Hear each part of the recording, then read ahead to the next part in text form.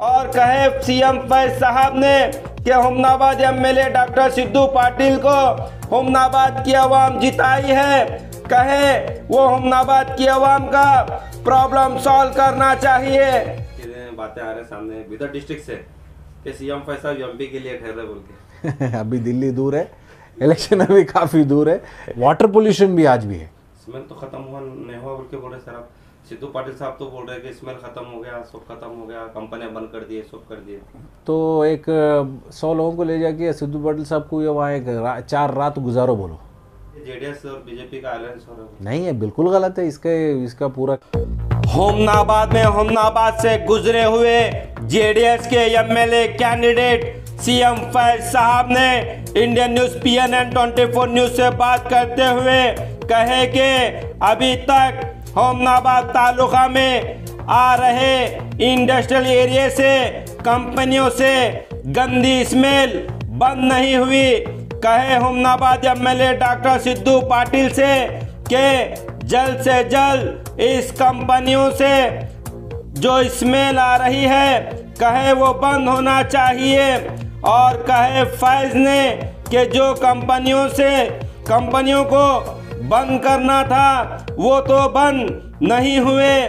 कहे जो बंद किए हैं उसका प्रॉब्लम नहीं था। और कहे फैज साहब ने कि जो भी कंपनी बंद हुए हैं उसमें भी कह रहे हैं कि मैं बंद किया। तो आइए हम आपको बताएंगे कि इसी को लेकर सीएम फैज साहब ने और क्या कहे। और कहे सीएम फैज साहब ने कि हुमनाबाद एमएलए डॉक्टर सिद्धू पाटिल को हुमनाबाद की आवाम जिताई है। कहे वो हुमनाबाद की आवाम का प्रॉब्लम सॉल्व करना चाहिए। मैं जब पिछली बार आया था जाके पहले हुमनाबाद इंडस्ट्रियल एस्टेट का एक दौरा लगाया, वहाँ पे पानी का और स्मेल का दो भी प्रॉब्लम था। मैं वो आपके मुखांतर एमएलए तक मेरी आवाज़ पहुँचा है कि आप इसके बारे में कुछ लोग आपको जिताएं, यहाँ के अवाम यहाँ पे आपको वोट डालकर जिताएं, तो आपकी ये जिम्मेदारी बनती है कि आप इसके बारे में ज़रूर कुछ चर्चा कर इसके ऊपर एक नतीजे पे आए। आपने एमएलए साहब ने इसको असेंबली में इसके बारे में आवाज़ उठाई, चलो अच्छी बात है। लेकिन अफसोस इस बात की है, यहाँ पे जब हुमनाबाद में मैं आके देख रहा हूँ 8 कंपनियों को आपने बंद करवाया। कंपनी 8 बंद किसकी हुई है मैं समझता हूँ टायर मैन्युफैक्चरर से। ये स्मेल टायर मैन्युफैक्चरर से हो रही है या एक्चुअल जो केमिकल प्लांट्स हैं वहाँ से जो वाटर पोल्यूशन भी हो रहा है और जो स्मेल पोल्यूशन एयर पोल्यूशन भी हो रहा है, उसके बारे में कुछ भी आपने कोई भी डिसीजन नहीं लिए, ना उसके ऊपर कोई एक्शन लिए। मुझे ये लग रहा है ये बस लोगों को आंख मुछानी करने के लिए जो एक ही इस पे अटैक किया गया है टायर मैन्युफैक्चरर्स पे, वो क्या है, उसमें कौन सा बड़ा पोल्यूशन आता है। वो तो पोल्यूशन सर्टिफिकेट लेने के बाद चला रहे हैं और कोई बड़े इंडस्ट्रियलिस्ट भी नहीं है। वो जो बड़े इंडस्ट्रियलिस्ट है जो सबसे ज़्यादा एयर और वाटर पोल्यूशन कर रहे हैं उनको तो आपने ऐसे ही छोड़ दिया, वो तो ना उसके ऊपर कोई एक्शन नहीं ले रहे हैं।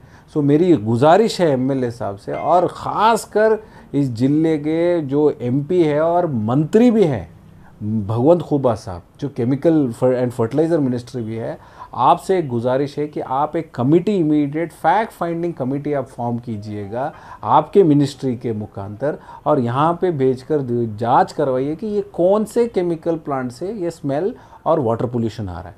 इसके बारे में आप कुछ नहीं कर रहे तो तुरंत आप ये एक फैक्ट फाइंडिंग कमेटी को आज आप 8 फैक्ट्री बंद किए, ये इसके ऊपर जांच पड़ताल करिए जाएगा। उनको एक मौका दीजिए कि अगर ये वो पोल्यूट कर रहे हैं या नहीं कर रहे हैं, उसके बाद जो एक्चुअल पोल्यूटर्स हैं उनके पीछे जाकर उसको बंद करवाइए। सर काफ़ी बार इसके ऊपर भी प्रोटेस्ट भी किया है सर, अब तक ये बंद नहीं हो रहा है सर, तो इसका रीज़न क्या हो सकता है? मुझे देखिए ऐसा लग रहा है, पहले अब एमएलए साहब तो यहीं के हैं, वो कहीं दूसरे से तो नहीं है, दूर से नहीं है। पुराने एमएलए साहब भी यहीं के थे। एक मैं आया बाहर से और मैं देखा, मुझे समझ में आया कि ये बड़ा इशू है और मैं इशू उठाने के बाद अब ये बोल रहे हैं कि मैं किया, तू किया, मैं किया। ये तू मैं की बात छोड़ो, पहले लोगों के मसले ख़त्म करो। आज आप एमएलए हैं और आप हुकूमत है आपके हाथ में, आप इमीडिएट एक fact finding team find out भेज कर, नहीं अगर नहीं होता आपके हाथ से आप बोल दो मेरे हाथ से नहीं हो रहा है, ताकि हम दूसरा अगर इसके ऊपर आपको चले चंद सजेशन देंगे और आप उसके हिसाब से करो। ना आप कर रहे हैं ना दूसरों को करने भी दे रहे हैं। और पिछले अभी 8 प्लांट बंद करवाए, किसके बंद हुए प्लांट ये? मुझे इसके बारे में भी आप चर्चा करना है ना। गरीब गुरबा जो इतने सारे लोगों को एम्प्लॉयमेंट अपॉर्चुनिटी कर रहे थे, लोकल लोग वहाँ पे एम्प्लॉयमेंट रहते थे, और जो भी केमिकल प्लांट में तो बाहर वाले एम्प्लॉयमेंट है पूरे उधर। इसके बारे में भी आप थोड़ा तवज्जो देना है ना।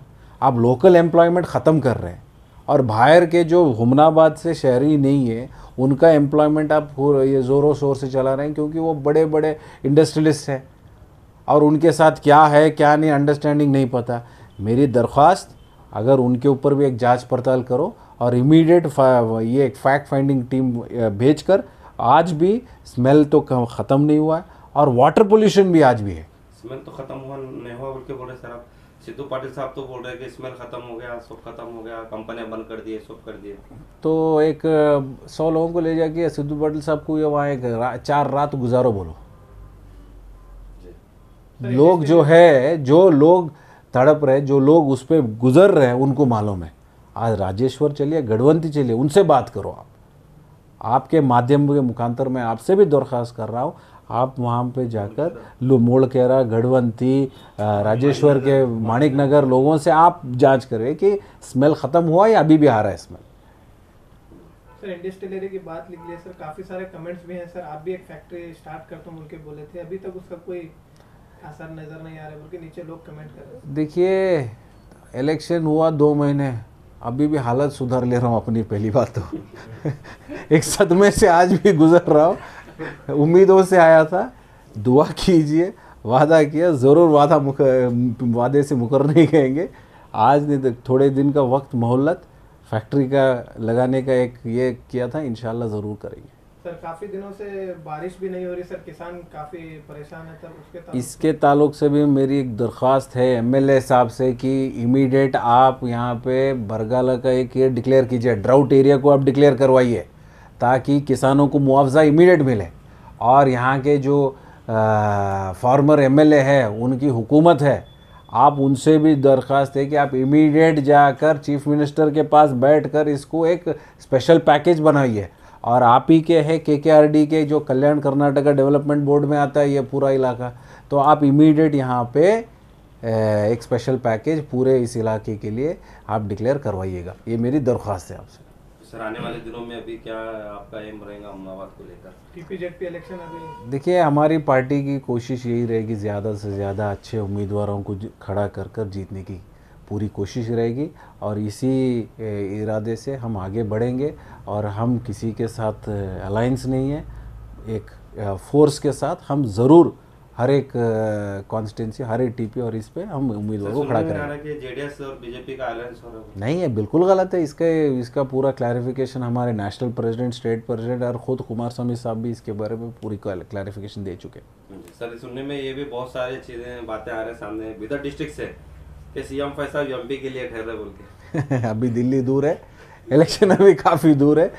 इंशाल्लाह देखिए, अगर मैं सोचा नहीं था कि मैं यहाँ पे आके इलेक्शन उम्मीदवार बनूंगा हुमनाबाद का, बट लोगों के बीच में एक मौका मिला, लोगों के बीच में रहने का एक मौका मिला, लोग प्यार मोहब्बत से मुझे अपनाए, और बहुत सारे लोग मुझे आज हर जगह जा रहा हूँ, बच्चे से लेकर बूढ़े से लेकर प्यार मोहब्बत से मेरे से मिल रहे हैं, जुड़ रहे हैं। अगर खुदा अगर ये चाहे, अगर ये मेरे नसीब में, इंशाल्लाह ये भी तैयार। सर लास्ट एक क्वेश्चन सर, इलेक्शन होने के बाद सर पार्टी टोटली डिस्ट्रैक्ट हो गई सर का नज़र आ रही सर हुमनाबाद में, तो लोगों के जेडीएस में जो काम किए हैं सर, उनके मसाइल सुनाने के लिए कोई अब लीडर बचा नहीं है सर, ऐसे बोल रहे सर। देखिए, पिछले अभी इलेक्शन हो के 2-2.5 महीने हुए हैं। हर एक हफ़्ता 10 दिन में मेरा इधर दौरा हो रहा है, और हर एक जो पार्टी के कार्यकर्ता हैं, उनके अगर जो भी मसले हमारे हाथ से होते ज़रूर वो कर रहे हैं। और दूसरी बात यह है कि हम as a party organisation state level पे हम रीऑर्गेनाइज कर रहे हैं, तो हर एक यानी जिला पंचायत, डिस्ट्रिक्ट प्रेसिडेंट से लेकर तालुक पंचायत प्रेसिडेंट से सब लेकर पार्टी सीनियर्स ने एक डिसीजन लिया गया है कि रीऑर्गेनाइज कर रहे हैं। तो इसी प्रोसेस पे चल रहा है, तो थोड़ी देर में आप चेंजेस देखेंगे। सर थोड़ी दिन पहले ये भी फोटोज वायरल हो रहे थे कि आपकी मुलाकात रहीम खान साहब से, बीजर जमीर अहमद खान साहब से, कांग्रेस के बड़े बड़े मिनिस्टरों के साथ में, लीडरों के साथ में आपकी मुलाकात हो रही थी। तो बीच में ये भी सुनने में आ रहा था कि ऐसा कोई है नहीं है, सबके साथ ताल्लुक़ अच्छे हैं। आज मेरे इनके साथ ताल्लुक़ पिछले 5-8 साल से है, ये कहीं 5-6 महीने के ताल्लुक़ात नहीं है। हर एक सिद्धरामैया साहब से भी मेरी पिछले 15 सालों से उनकी ताल्लुक़ात है सिद्धरामैया साहब के साथ, या पार्टी के यहाँ जो डिप्टी सीएम है उनके साथ भी मेरी ताल्लुक़ात है। ज़मीर साहब मेरे बड़े भाई जैसे हैं और उनके साथ भी काफ़ी मेरी ताल्लुक़ात है। ये मिलना, इलेक्शन तो ख़त्म हो गया, अब अगला इलेक्शन 5 साल बाद है, तो हम अभी से इलेक्शन शुरू करें क्या? हर रोज़ इलेक्शन करते बैठेंगे? ऐसे नहीं होता। जाके मिलना, क्योंकि आज जो भी है लोग उनको जिताए हैं, आज वो हुकूमत में है, वो हुक्मरान है। तो लोगों के मसले मसाइल अगर है तो मेरी ज़िम्मेदारी बनती है वो लोगों के मसले मसाइल उन तक ले जाके पहुंचा कर उनके उसके ऊपर एक कुछ ना कुछ नतीजा करने के लिए। तो ये कोशिश मेरी जारी रहेगी, चाहे वो बीजेपी हुकूमत हो या कांग्रेस हुकूमत हो या खुद क्यों ना हमारी जेडीएस की हुकूमत हो। तो ये बिल्कुल ऐसे कोई अफवाहें नहीं है। लोगों की लोगों को एक ये करने के लिए, अगर उनके कोई भी मसले मसाइल हैं, हम राजकीय में आए आज की लोगों को सेवा करने के लिए, तो उनके मसले मसाइल के लिए जाके ज़रूर उनके पास मिल के बैठ के बात कर जो भी है हल लाएंगे इसके बारे में। Thank you. Thank you.